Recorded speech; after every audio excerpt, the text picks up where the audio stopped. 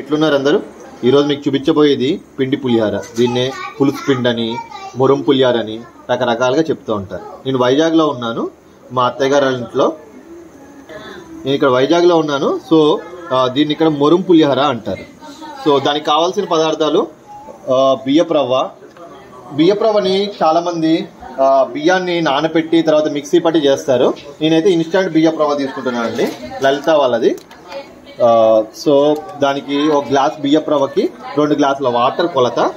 దాన్ని స్టవ్ మీద పెట్టుకుని వాటర్ బాయిల్ అయ్యాక పసుపు వేసుకుని బియ్యపు రవ్వ వేసుకుని విడివిళ్ళాడుతూ ఉడికించుకోవాలి. అది ఉడుకుతుండే లోపల చింతపండు గుజ్జు రెడీ చేసుకోవాలండి. చింతపండుని నీళ్ళల్లో బాగా గుజ్జులా పిండి దాన్ని స్టవ్ మీద పెట్టుకుని నూనె, పసుపు, బెల్లము రెగ్యులేట్ చేస్తుందండి పులుపుని, దాన్ని స్కిప్ చేయకండి. వేసుకుని కలుపుకుంటూ ఉండాలి. టార్గెట్ దగ్గర పడాలి. తర్వాత ఈ లోపల దగ్గర పడే లోపల మనం తాలింపు రెడీ చేసుకుందామండి. ఆవాలు, మినప్పప్పు, ఎండుమిర్చి, శనగపప్పు, పల్లీలు, ఇంగువ ఇవి రెడీ చేసుకుని ఈ లోపల అల్లము, కరివేపాకు, పచ్చిమిర్చి ఇవి కూడా తరిగి పెట్టుకోండి. గిన్నెలో ఆయిల్ వేసుకుని తాలింపుకి పిడక్కగానే ఇంగువ, తాలింపుకి అన్ని రెడీ చేసి పెట్టుకోమన్నా కదా, అవన్నీ వేసుకోండి. పోపు వేగుతున్నప్పుడే మీకు సువాసన వస్తుందండి, బాగా వేగుతుందని చెప్పి.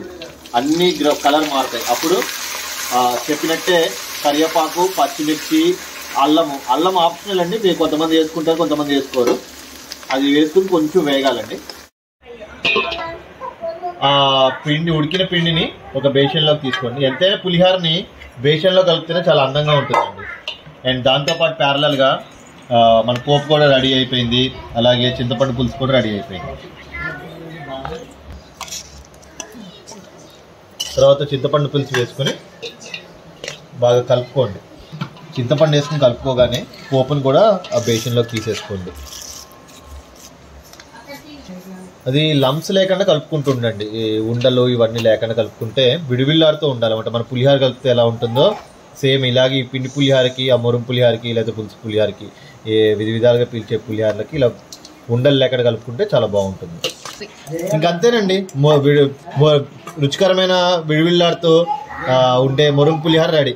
ఇక్కడ ఒక పాయింట్ ఏంటంటే అండి, చింతపండు మళ్ళీ ఒకసారి టేస్ట్ చూసుకుని చింతపండు వేసుకుని కలుపుకుంటే అప్పుడు మీకు రుచి తెలుస్తుంది. నేను చింతపండు వేసుకుని మళ్ళీ కలుపుకున్నానండి, నాకు కొంచెం చింతపండు పులుపు తక్కువైందని. ఇంకంతేనండి, విడివిళ్ళాడుతూ ఉండే మురం పులిహార రెడీ. ఇంకున్నానా?